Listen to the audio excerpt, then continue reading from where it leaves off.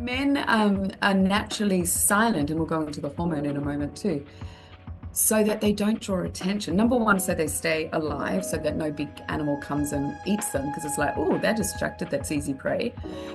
So the men needs to stay silent for that, but also just stay silent so as not to call attention to other men that are going to come while the woman's ovulating, so that their sperm has less competition. Hey, I'm Jen, host of the Open Bedroom podcast, where you'll find topics of sex, dating, relationships, non-monogamy, and more. I'm glad you're here. Let's dive in. Welcome back to the Open Bedroom podcast. I have Melissa Louise back on. She is a pleasure-led intimacy revolutionary, a certified erotic blueprint coach, guiding individuals and couples into emotional fluency, erotic confidence, and true connection. This is where desire, safety, and true freedom meet.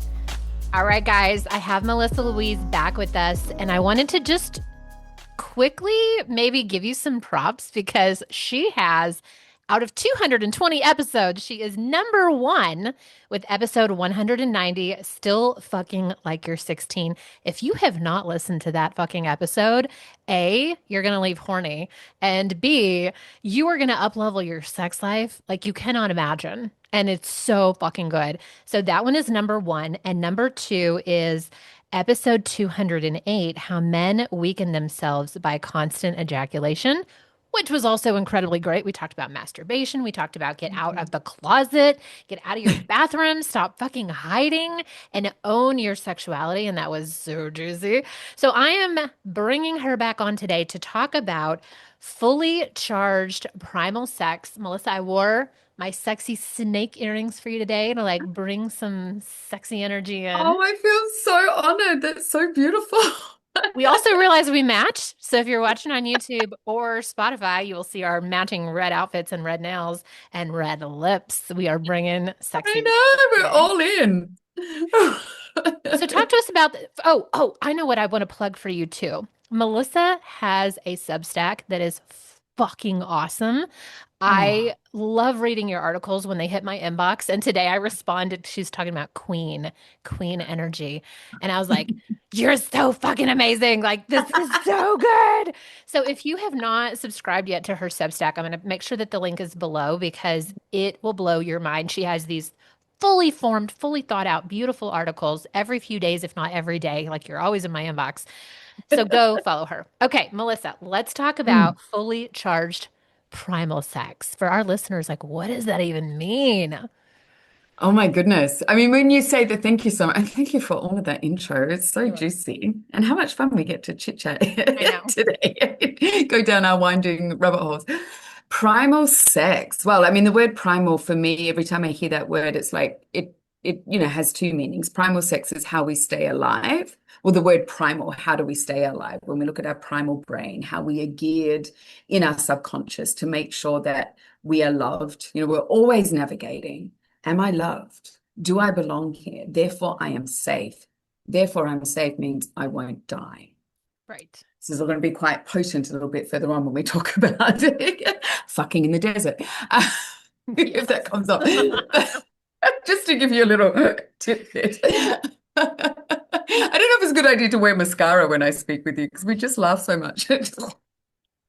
We'll just be like wiping it out of our eyes. It'll be fine. Don't worry about it. That's primal. And then the other, and then when we look at, if we move away from, surviving through our primal actions, our primal parts of us is also the deep, raw hunger. It's like, wow, because we often look at, let's be primal and we've got to learn to survive, but we've had a lot of the desire removed from our language of like the primal act of our desire and how desires are what moves us forward. So if we can think of that, if we're in our innate nature and we're connected, to ourselves, to our body, to the land, all of that stuff, our desire would also keep us alive, but it's also around celebration. Life is not just about staying alive. What are we staying alive for? Staying alive. We can break out in song that just came to me, good old John Travolta. But it's like, what are we staying alive for? Which is this like gut-wrenching celebration of yes, So that's, Mm. yeah. Mm. Yeah. I know when I first heard the word primal, especially when used like with the term sex, it's like, Mm. what the fuck is that? What does that mean? And then when of course, all the good stuff happens before we hit record. So we're going to have to just go back and rewind for a few minutes here. But you were talking about like primal inside men, especially, and how they show up and what they may or may not even do in the bedroom. And then, like, how we're innately wired. And then there was hormone talk. And I was like, oh my God, this is so good. Let's rewind and talk about all of that. Mhm. So, you were talking about men making noises during Well, sex not making noises. or Yeah. not making noises. And I Noises, mean, yeah. I'm really loud. I make noise. You probably are loud. You probably make noises. Why are we making noises and our men are just like, like We're just silent. I know with this is a part of the primal nature. And it came from one of the things of like, and I'm going to say this out loud, and this is not a go at anything. I just love, pushing buttons and having people sit on the edge. Before, when we were community based, when our whole structure was community based, we're looking at, thousands of years ago, before what people call, let's get back to tradition. This is the traditions before the traditions, way back. So community, when we look at community child rearing and gathering food, and our shelter was all community based, so was our lovemaking. Sex at Dawn, that book, brings it all about. It's like to secure the safety of our children. Many men needed to think that they could be the father of the children. So all men kept all children safe. So, in that understanding, of course, the man has their primal nature. They want their bloodlines to continue. So, when we're looking at also, too, we didn't have electric fences and alarm systems and big, gates and doors that are locked to keep things like animals and other people out. When you're making love, you're under a tree, you're in a hut, like a grass hut, you are, in the desert, wherever. And so there's this whole nature for men to be quiet, because men are fertile 24 hours a day, 7 days a week, every single sun and moon cycle, like every single day of their life, once they mature through adolescence, they are fertile. Women are only fertile 12 to 24 hours a month. Yes, their womb can hold sperm that, keeps it alive, so that when that 12th hour begins, or the first hour of the 12th hour begins, is like it's all there for the taking. So men are naturally silent, and we'll go into the hormone in a moment too, so that they don't draw attention. Number one, so they stay alive, so that no big animal comes and eats them, because it's like, oh, they're distracted, that's easy prey. So the man needs to stay silent for that, but also to stay silent so as not to call attention to other men that are going to come while the woman's ovulating, so that their sperm has less competition. And this is all in that book, The Sperm Wars. I can't remember the author, should have looked it up before we hopped on, but so that's why men are silent. And then also too, that's why often women make a lot of noise, because they're calling in the other man. It's because he's going to pass out. This is the thing. Men are wired to come quickly. Number one, big animals.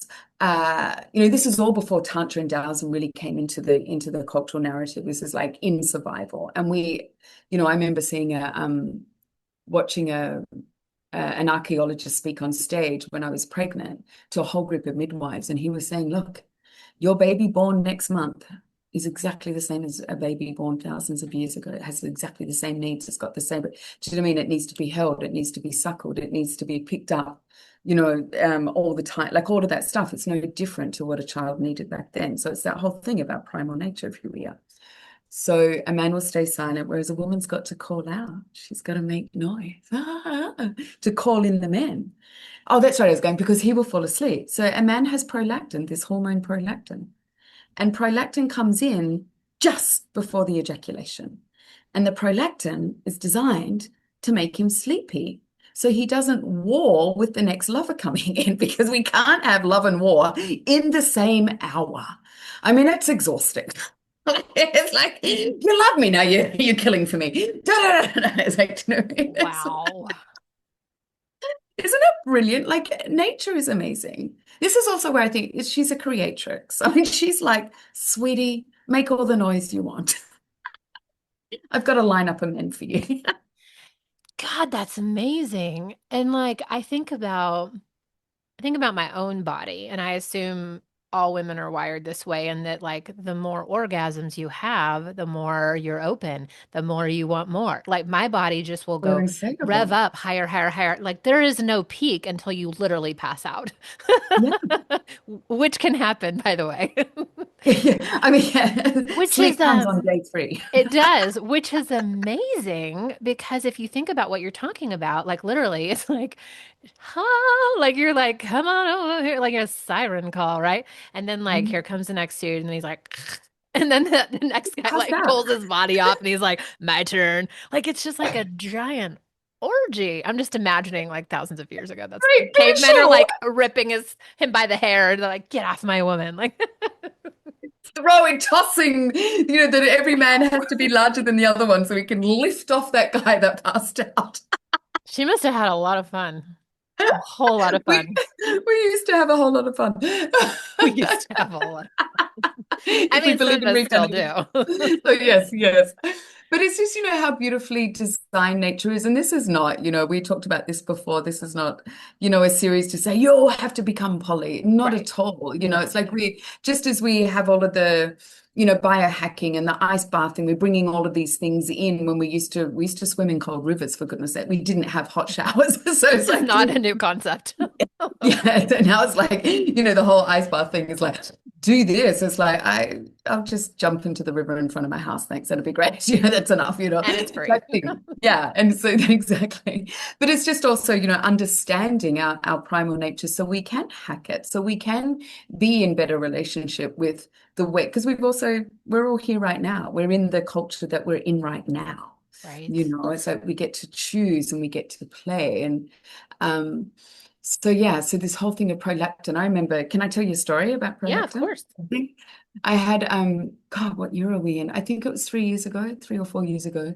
I had a lover who, when we, beautiful talking, lots of kissing and stuff and deciding okay. And he shared with me, he's like, look, he goes, you need to know. He goes, it's gonna take me hours before I ejaculate. And I'm like, you don't need to talk anymore. Like, that's great. Let's He's going, go.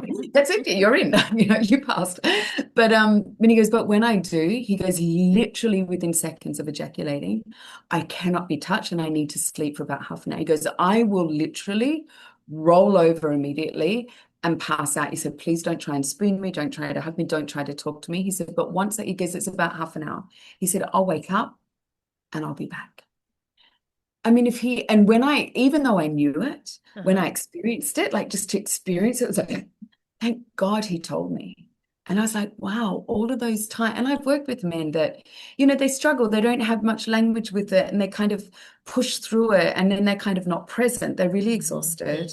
They want to check out because I've got this hormone in the brain just going, we got to sleep, dude, That makes so much sense because, okay, it's really nice to have a three-way or more people than just one because when this does happen, then the girls get to play, right? Because he's passed out.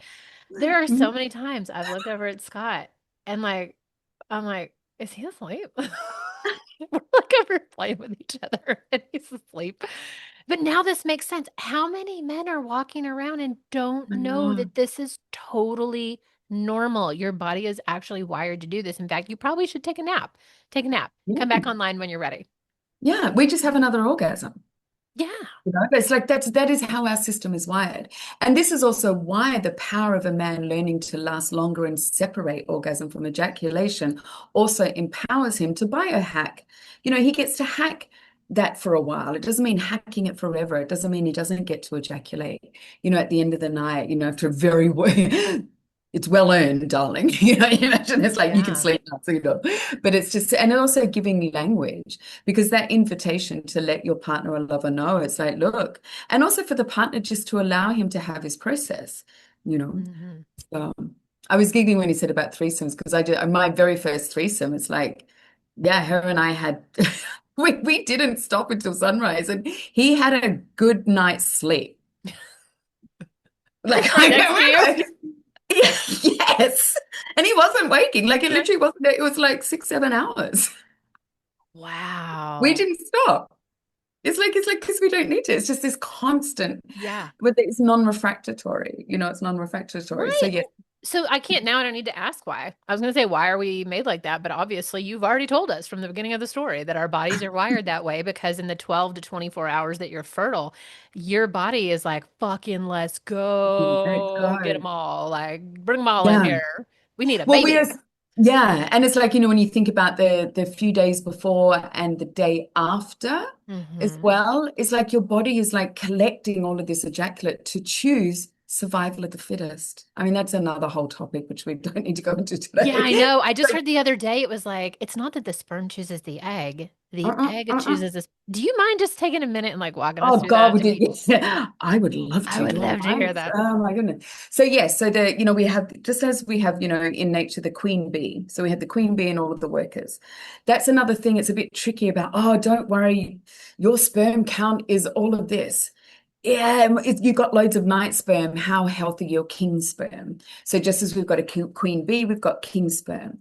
So you've got all of this night sperm that are designed like nights, as in like not night, day, night, nights, Hmm. armor. They go through to kill off other sperm. It's like, we got to get rid of Jack.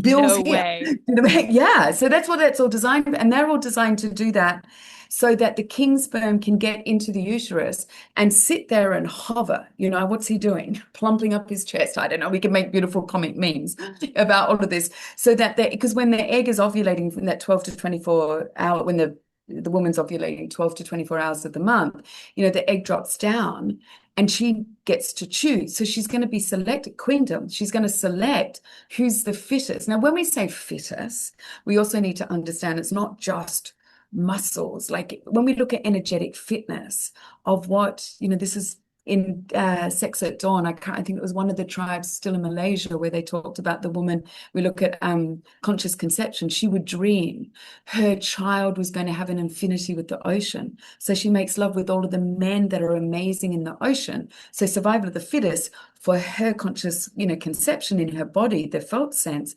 is that egg is going to choose a sperm that is fit for the coming child. It's like I like to, we often the word fit now is like muscles, but it's fit for the child's journey.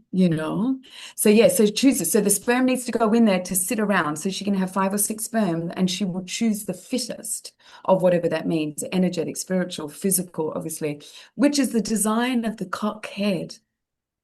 Oh God, where is that? Let me have a phallus here. Just, pull up. Where's your cock, Melissa? Where is my cock? Oh God. I've also had my cleaner around. Oh, it's over there. I'm not going to step up. Okay. So, but if we, We can all imagine we where can, I'm we have going. seen, many people would have seen them before, and some have just looked down. When you look at it's like a shovel, the Mhm. lip. So around the frenulum and the head lip is so through the thrusting, it's pulling out ejaculate from the man before around the cervix and around. So as he goes in and shovels, it's like the excavator. He's excavating out the ejaculate from before, so that Do when you? he ejaculates, it's boom. And it's like, like a Like shotgun. free reign. All of the knights have done their job. Then the night sperm gets to go in there and help keep thing. Yeah. Yeah. So it's not like there's 3 million sperm all hovering in the goddamn uterus, trying to charge into the. Let's just think about that for a while. Okay. 3 million sperms charging an egg. It would obliterate the egg. I'm sorry, but it's just like it's not This, logical I to get even so think much great about. sex ed from you because I had no idea. I had no idea this is what happens. But it's just illogical. Like if we think about that, 3 million or 1,000, let's think of 100. Yeah, but you think about the sex ed that we had, and there's like a picture, and there's like an egg, and then there were like a million sperm everywhere, and then they were all trying to get in That the would have, egg. yeah, can you imagine that? Can you imagine the force of that many sperm? It would collapse an egg. Yeah, you think so, for sure. I Okay, I mean, have a that's the question logic. about Yes. this. So I I was like, remember, I'm like, where do I start with this? I remember when I was in this like really sweet, beautiful phase of just like dating a lot of dudes. And one guy specifically like had this thing where he was like, I would love to see you. but you cannot have been with another man before you come see me. Like, I don't mind if it's the day before, but it cannot be like an immediate after. Like, that's really gross. Mm, So I'm mm, curious, which I was just like, whatever. mm. I'm curious because I'm sure some people listening like get tagged by that. And they're like, God, what a hoe. That's gross. Like, is that a societal thing? Or do you think these Societal thing. cavemen like 2 or 3 thousand years ago were like, oh no, there's another man that's been with her? I don't know why he's British. Well, And his voice that's goes my like this. woman. Like, I don't like how do you think Well, we're it's so getting interesting. Yeah, I mean, God, because we're not there. But if you think about, we have a current cultural narrative Mhm. to suit our current conditions. Whether it's a good thing or not thing is not up for discussion here. Do you know what I mean? It's like I won't go, like, we're not discussing that. What I'm bringing to the table is in our current cultural narrative, we have created this thing around ownership via the genitals. So if we live in uh, Mm. community-based conditions where we know nothing else, it's not saying that jealousy didn't happen. It's not saying it's kind of like, but we have jealousy in our friendships. I mean, look, how much work are we doing around our friendships? I mean, look, I go through it, within cycles. It's like when I'm exhausted and this and that, overworked and everything else. And what starts to fall apart is like, Mm. oh, I find, like you do, it's like someone said they've been out for dinner or da da da da, and you I didn't wasn't go. invited. Yeah. It wasn't about, it's like, all of those things. And I find it very interesting. So it's like, I'm just bringing up, aspects of jealousy. We all have it. It is Yeah, that's a human good nature. point. I'm not saying that, in our community-based thing, there was never anything. Of course not. We're all humans. Mhm. They would have had better ways to deal with it. And this is also not disclaiming that exclusivity did not exist. Like, as you know, even in polyamory, the polyamory world, exclusivity still exists. If you meet someone and this is the person you want to have children with, and you're going to buy a house together and have a mortgage, two people make the decisions. You know what? We're going to be exclusive for the next, I don't know, 4 or 5 years while we're having babies and raising children, and we'll find out when it's time to open again. There's nothing, exclusivity is beautiful and it's exquisite, and it has so many, there's so much room for exclusivity. And some people are poly and open and then become exclusive for a long time as they just do their thing, and they're building other things. Like there's no rules and regulations once you're open. That's it. You've got to be open 24/7. Like that. It's not that your relationship's a 7-Eleven. I never thought of that. Oh, that's good. I like that. So it's really interesting. It's like it's quite Yeah. fluid, and it's also up to the individuals involved. So if you as a man have many, many lovers, why would you want to control? I mean, how exhausting to control all of them? Because if you want to be the only person making love to them, you're never going to sleep. You got 7 women going, and they're highly sexually satisfied because they've got loads of lovers, and it's used for alchemy, and sex is used for many different things rather than just boredom and frustration and anger. It's used for many different things. It's like in different cycles, it's used for planting crops. It's used for, at the solstice to bring, the days that are becoming longer as a celebration to bring more, all of those things. So you've got highly sexed women and men. Imagine being a man going, wow. I mean, you would be busy because the women go, okay, well, you've got to satisfy us then. I And you've got wish all of this everyone was prolactin. highly sexed. I I wish I know. saw that. I mean, what I I see know. is people walking around Yeah. sexless in marriages that are sexless, that where they're sleeping in separate beds and they're claiming that they're asexual. And I'm like, All something of these is labels now. very It's not wrong asexual, here. you're highly stressed. Yeah. Yeah. Yeah. One thing that Yeah. you've said to me is women need more sex than men. It's like, how are men going to handle that? Can you elaborate on that a little bit? I can handle it by training. I mean, come on. Yeah, you can I totally mean, tell us what that means because I'm sure yeah. guys listening are like, wait, what? Wait, what? So a woman's body has more than 11 orgasms available to it. My man's body doesn't. So just by that fact alone, it's fucking illogical to say that men need more sex. It's like, really? So why hasn't nature given you the ability to have all of these different types of orgasms? Do you really think the creator or nature would create a body that's so highly orgasmic and go, but no, you don't need it? It's like being given ears and going, you've got ears, but you're not going to use them. You can't hear a goddamn thing. But don't worry, the ears are there. Like it's illogical. Like having a nose. You have a nose, and because when we have isn't it interesting? When we have dis-ease, when our body's not at ease, deafness, not being able to smell, having eyes that we can't see out of through blindness, like that's dis-ease, what we call illness. So really, undersexed women is an illness. It's a disease. Oh, I'm liking this podcast. I hope you guys are taking notes here. I'm If you are liking all of not my getting new enough narratives. sex. You are diseased. But if we look at it that from a logical point of view, Yeah. men, it's not as if they have one or two either. They do, when you get into energetic orgasms, they do, and combined orgasms, they have around 8. But when you get into tantra, it is endless. But on the physical note, women have more available. They have their appendage on the outside. We have a vagina that is so highly erogenous.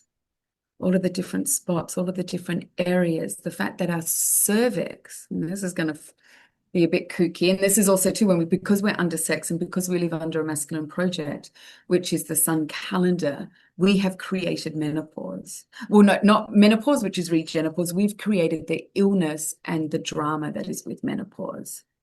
Like a woman's body is not designed to fuck her over with horrendous menstruation every month, like as in cramps and all of the the cysts and all of that stuff. Like that's where that is just becoming more and more common, and it's so infiltrated into women's experiences.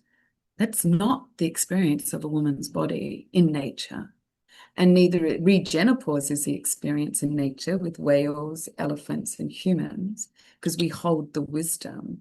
Like mammals don't have menopause across board. It's the elephants, the whales, and the humans, because we're the wisdom keepers. And guess what happens to our cervix after we finish bleeding?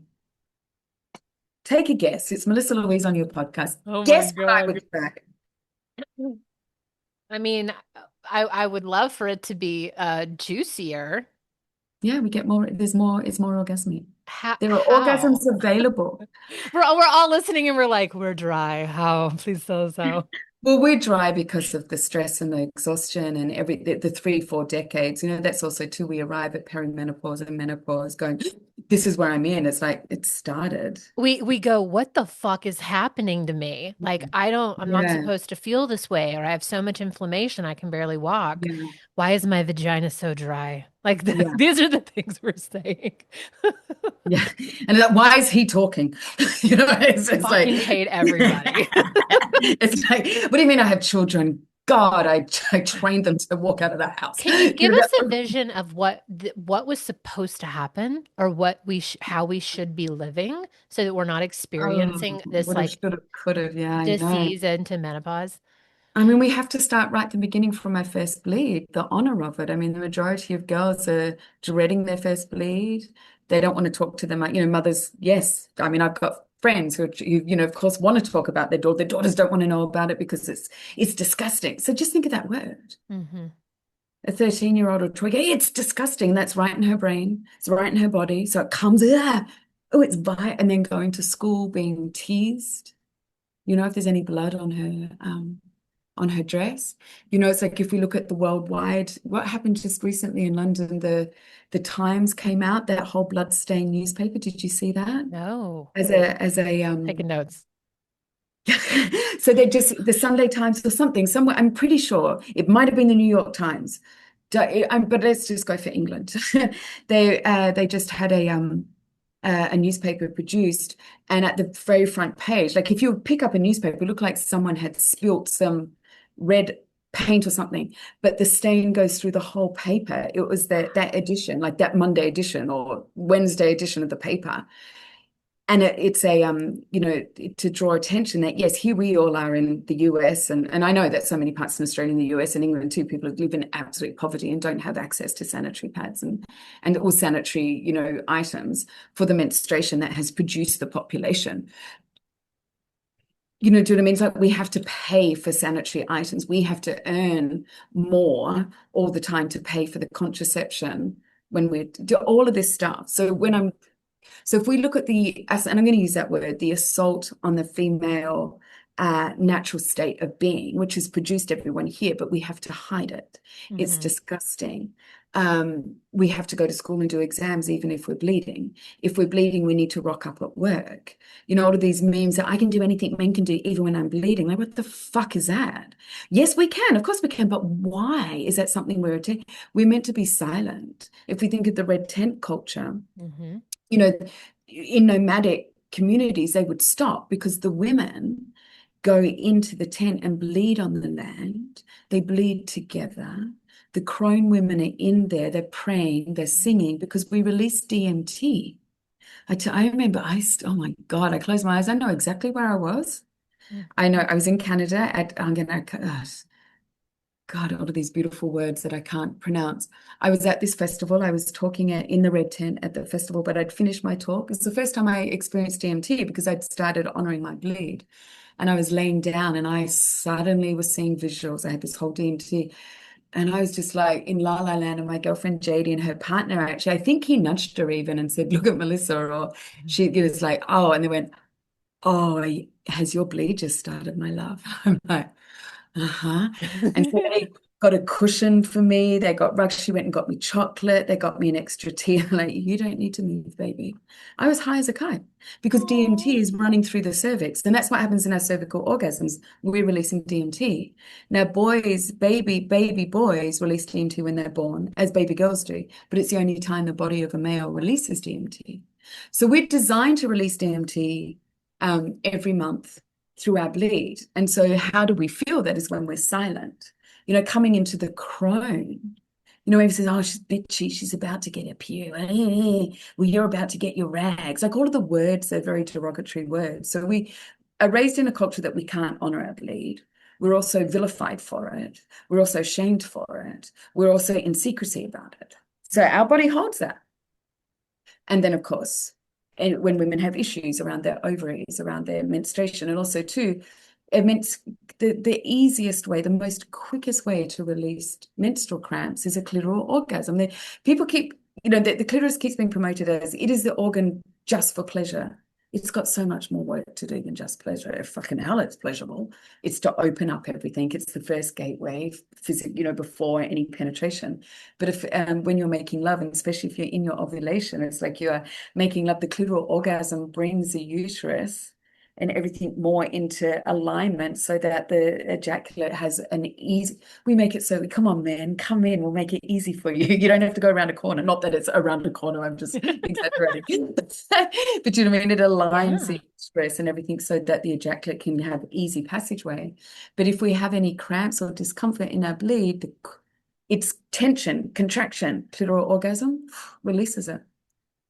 But we're taking Panadol, we're taking chemicals to get rid of pain instead of spending 3 days at home. I mean, you know, Spain's been the first country to give paid leave for women that go through the process that birth the CEO that's given the leave. I'm just making my point. Do you know what I mean? It's like, so when we get to menopause, women run on cortisol all the time.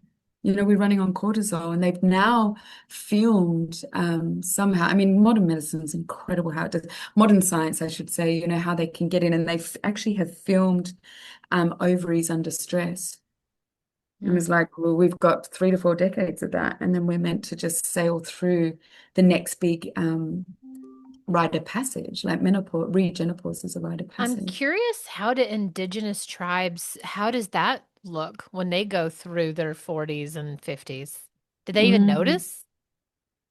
It's interesting, isn't it? I mean, yeah, I mean, a hot flush, the thing is too, if we look at hot flushes and if we look at not being able to sleep at night, why do we need to sleep at night? Because we're here to fucking work at 9 a.m. That's right. That's a sun calendar. When women have, like, if you are not stressed and you're not exhausted, I mean, have you laid with yourself at 2 a.m. in the morning? Yeah, that's when I get the best ideas. But I'm also irritated because I'm like, oh God, I got to get up in 5 hours. Yeah. Downloads. So when we're looking at, we hold the wisdom. So the elephants, the female whales, you know, the crones of the whales and the crones of the crones of the women. So when we look at the Aboriginal culture in Australia, over 60,000 years worth of existence Mm-hmm. that we just all forget to talk about. The women are the ley lines, and the women hold all of the knowledge of where we walk. It's always placed to us that it's a man thing, but it's the elephants in the way. It's when the migration. It's the grandmothers that are showing the young. This is how we migrate through the water. These are our migration roads. There's another word. Yeah. Same with the elephants. It's the female elephants leading the packs. There's not a man out front going, follow me. Mm. It's the female. So we do lead, like we lead. And when we look at that up in Turtle Island, all of the North America, it's like that whole thing around a chief. A chief and a crone worked alongside. This is also too not women taking over. The chief and the crone work together. So the gift of one another that takes a community through the stages of life. So when we had the red tent, or we had the bleeding humpies, whatever, all of the different wording for them. The women would go inside, but the chief and the crones would have counsel beforehand. So this just brings tears to my eyes because it's so beautiful. So the chief would hand to the women, this is what we need answers on. This is what we need help with. This is what we need release of. The women take that because we can hold it in song, in prayer as a group. So we take it in and we bleed it in the land and we sing. And all women are releasing DMT as well as putting blood into the land. So then we're being spoken to by spirit and with God consciousness. And so then we download where we need to go, what needs to happen. Maybe another waiting of a few more moon cycles. There are no answers right now. We need to wait. So after the bleed, the women come out and they have counsel with the chiefs. And they sit and they hand the chiefs.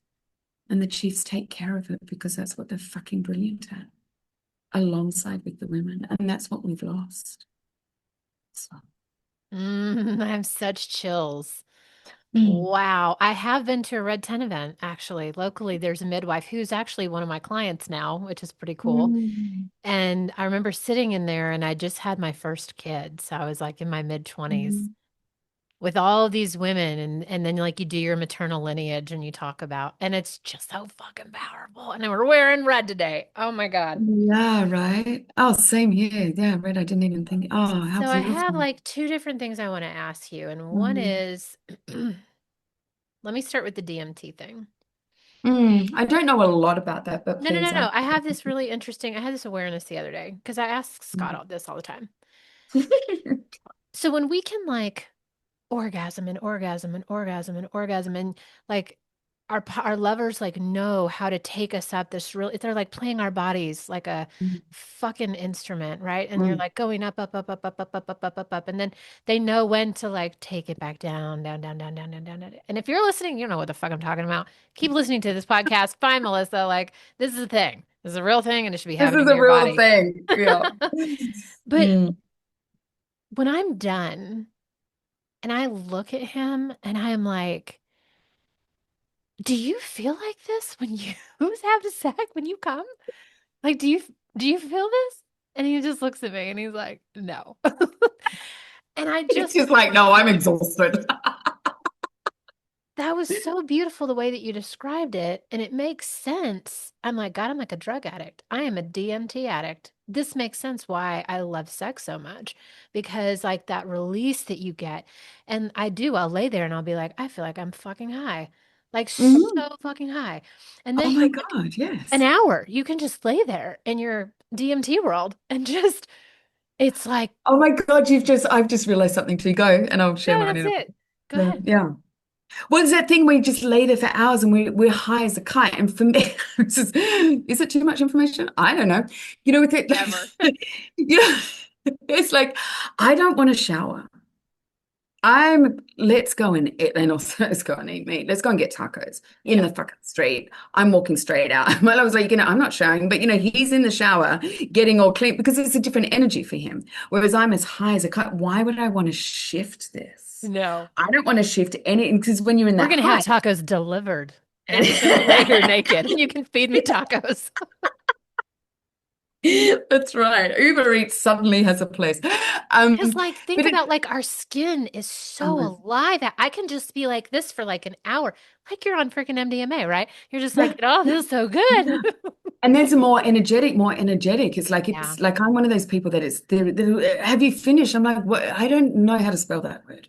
What is that? It's like they'll come and they'll pull me in and like heart to heart, and I can feel that, and then I'm off again because of that. As the same thing, it's like if you're on DMT, if you're on MDMA or mushrooms or anything, and you have this big laugh, and then someone does something or says the word again, and off you fucking go again. Hmm. With no rhyme or reason. And that's exactly the same in the body. Now, I will preface, men do have this non-refractory period available to them. Okay. Orgasm, I should say. Please tell us how. Up the bum, Shani. What? I love this. Who was that? What was her name? Deirdre. Is it Deirdre or Deborah? I can't remember now. I know exactly what she looks like. She traveled around the world with so you have the men, our G spot is the prostate gland, you Yes. know. So the men have a prostate gland in their anus. It's the same tissue. It's the same refractory period. And now I have been called a witch many times when men experience their first anal orgasm that doesn't stop. And they're just and they're out of their body. And they're like, what did you put in my drink? I said, I didn't, sweetheart. I put my finger up your ass. You were And they're like, drinking do it nectar. again. Yeah, you're drinking nectar from the other end. So that is Wow. available to them, the non-refractory, where there is no end. It's the same glands. When men are like, I want to make you squirt, and they've got the whole thing. It's like, da, da, da, da. That's why also too, the creatrix, she's like, Yeah. we're not putting it on the end of their penis. Like, that's ridiculous. It's going up your bum. It's kind of people. Can you imagine if men had the G-spot on the end of their penis? We wouldn't have war. We wouldn't have No, constructions even. It'd be awesome. We would all still be in. Maybe she we'd all saw. still be in huts. We'd all still be in huts because the men are like, fuck that. I'm staying home. Yes. Oh, maybe we have to have a chat to her and go, oh, why didn't you put it? Like, look what you created Maybe by you putting should that up. relocate. Guys still love to play with their dicks all the time, right? I Yeah. just wish I could like be in a man's body just like one time, and I want to experience their level of pleasure. And then I want to like compare it to my level of pleasure and be like, is there any way that it's the same? Because I'll be like, Scott, do you feel this? And he's like, He's just what? shaking, looking at you, going, what are you talking He's like, I mean, it's good, but I mean, it's not like you. Yeah, and it's so, when we look at when you were talking about that, I was thinking about all of those experiments that they've been doing over the last few years of like hooking men up to things, electrodes, There's like to get, nodes. yeah, to experience menstrual pain, and Oh, they can't get wow. past three. Like they're like, and we're going, this is a three, and the woman's standing there with the same pain going on, like, and the guy's just doubled over. And so I think about that, the intensity of pain that we do is so therefore the intensity of pleasure, like it has to be on this, the immensity of what our bodies has the capacity to hold. So we have, and that's, I mean, this is the beautiful thing that we have with men. You have the ability to, I mean, that's what I teach, is teaching the men how to have the capacity to hold more pleasure. So I'm a little bit loopy after all this conversation. Holding the capacity to hold more pleasure, building your capacity to hold more pleasure. We're kind of with that. We've got to birth the human through our body. So we have this capacity to hold pain. Therefore, we need to hold pleasure. I mean, I think it's got to be a balance. Like if you think of how much pain we deal with, and that our bodies will walk through and still get up in the morning and still walk and still basically function. We have Hmm. to have a amount of pleasure to do that. But men can, that's what the whole training is to training men to hold this pleasure in their cocks, in their system, to raise it up. I mean, Napoleon Hill banged on about it. in his book, Think Big and Grow Rich. I love telling men who are, right into business and they're quite, very haven't heard about any of this. And I bring up Napoleon Hill, his book, and like, yeah, I've read that book. And I said, he bangs on about it throughout the whole book. He's like, no, he doesn't. I said, here's a whole chapter dedicated to it. Chapter 13 is dedicated to sexual transmutation. Oh, it's like, yeah, there's a white dude in the 1940s They're writing like, about it. that's what he's talking about. It's how you make more money. He wrote all about it, how to make more money and how to live your dreams, like to build business. That's Stop so cute. ejaculating. Yeah, stop ejaculating all over the place. That's so awesome. Somebody just asked me the other day, they're like, do you know what sex magic is? And I was like, I do. I do. Napoleon Yeah. Hill. Napoleon Hill. And that means a man has to build his capacity to hold more pleasure because the ejaculation with the French, which is definitely where prolactin comes in, is like the petit mort, like the little death. It's freedom, it's seeking free. Get me the fuck out of here. This is so intense. Get me the fuck out of here. That's basically what's happening in his system in quick ejaculation. Wow. This is intense. This is intense. Oh my God, it feels good. I've got to get out of here so I can relax. And your woman is like, but I need another one. Like, can we keep doing this? No, there's no relaxation, dude. Get up. So give us, this is fun because I'm like, okay, how should it be, right? Like, I guess I want to take that same energy of like, how should it be for women? But like, what is possible for men, for the men listening going, oh yeah, that's me. Like, I totally come and I like turn on Sports Center and I like pass out and I leave her right there. I like throw a rag Go at and get her a or whatever, go right? make a sandwich. And not that I think any of you listening would do that. Surely you wouldn't. But can you like give us, I know that you have a live training coming up called Fully Charged that you haven't done in a while. And so if you want to work with Melissa and you've listened to all three of these podcasts and you're like, fuck yeah, I want her in my life. Well, can you imagine having me in your like, no. in your lounge room 6 weeks? I mean, I can. I can't imagine it. You're so just think adorable. about that gentleman. Think about that gentleman. You have to listen to me bang on about how great you are. Oh my God. Like give us an idea of what can men get to? Like what is this thing that you're teaching them to harness? Yeah. What does fully alive mean? Fully charged. You can charge fully up. Charged, yeah. So what I really love is like through 2.5 decades I've been, teaching men this. And I don't know if you and I talked about how it first happened back in the Yes, it is on, I think, the last podcast we did. Is it? Yeah. I feel like I said, have I ever told the world this? Oh shit, we just did that. But what it is like, the 2.5 years of like sharing with men the practical steps to be in your glory, because I know in Tantra and Taoist is like if you go down the Taoist track, and I have some incredible colleagues that are so deeply in the whole Taoist world and the Tantric world where it's like this whole lifestyle. But what I found my genius was by I kind of fell into it. I fell onto someone and worked out, you don't have to be so woo-woo, is the practical steps on how to separate your orgasm from your ejaculation so you can last a hell of a lot longer.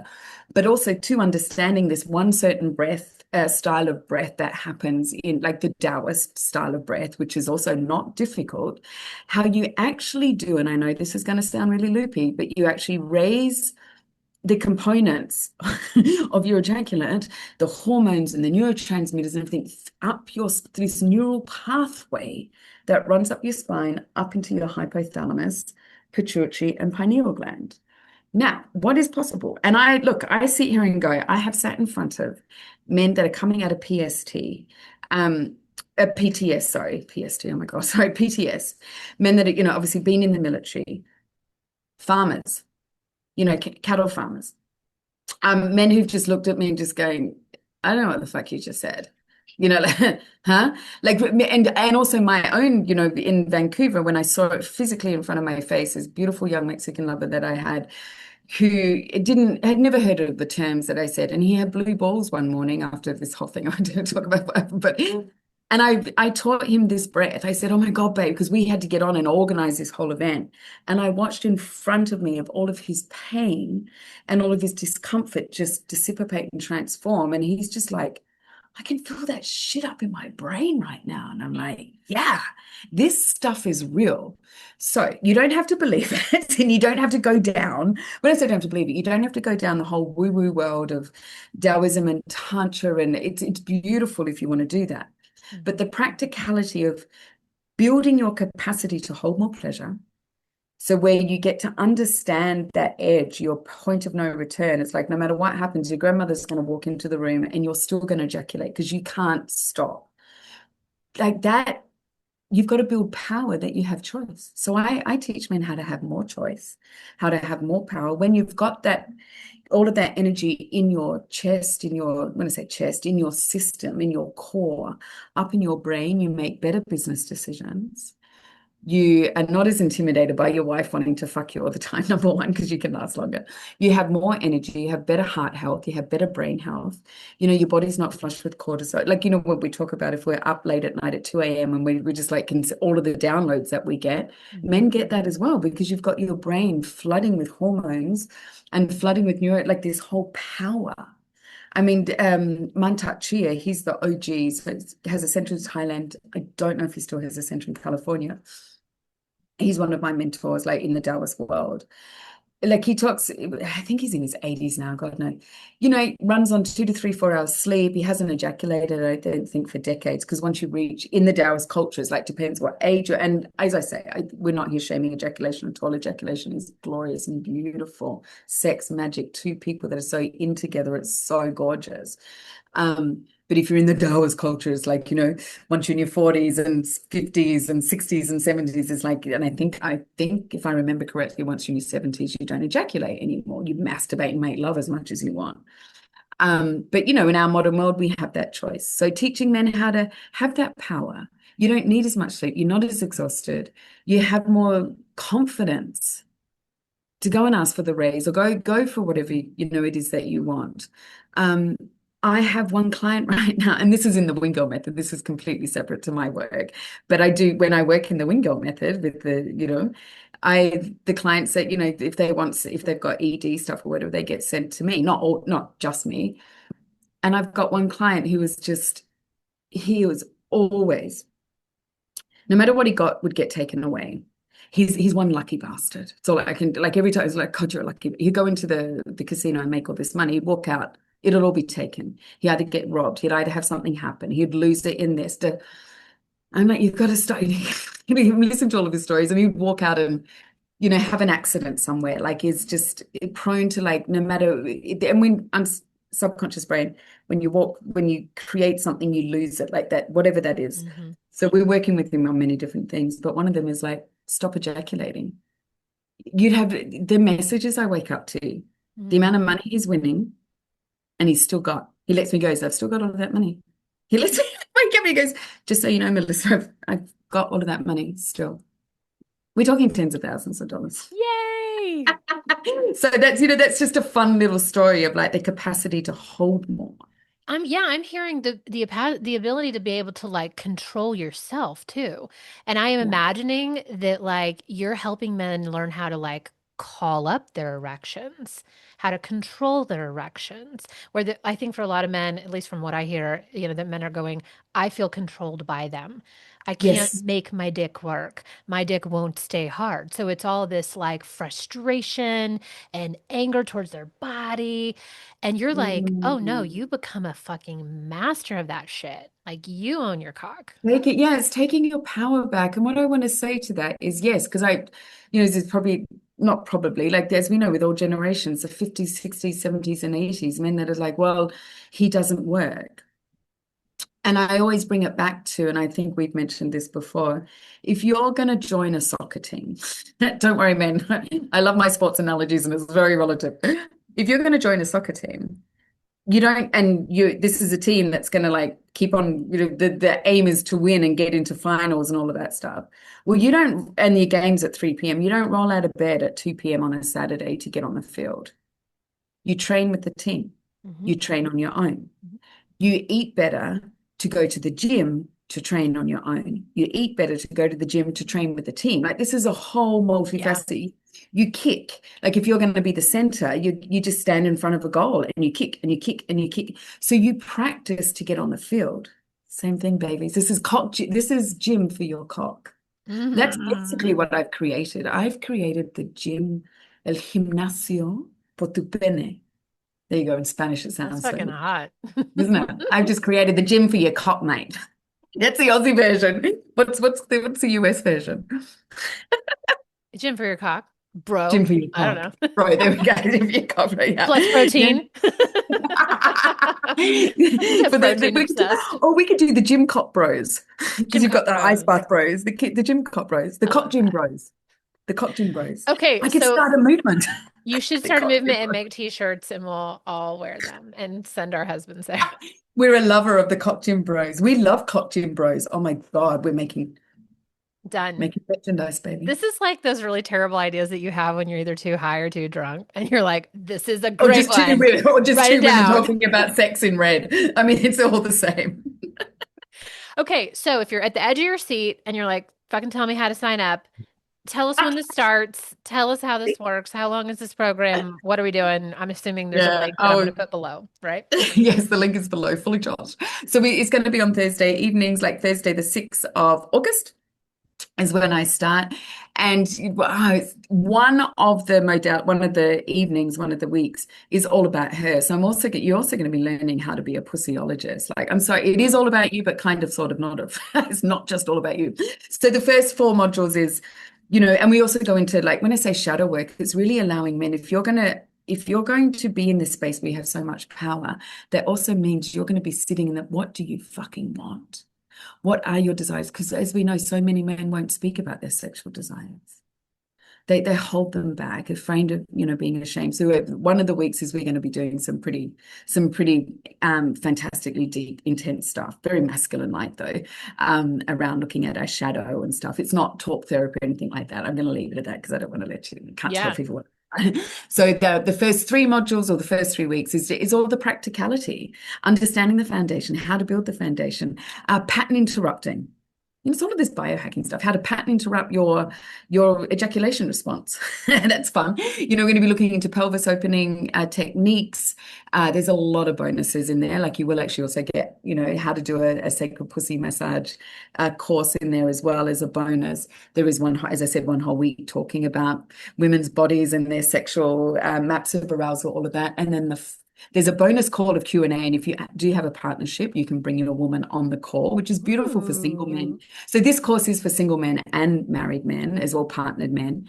And then what's really beautiful is when you have a group of, single men that are also in a group with men that are partnered, where women are in, because they, when do they get to, ask questions or hear couples talk about what they're going through as well, and all of this stuff that we put into the future when we're not in it, type thing.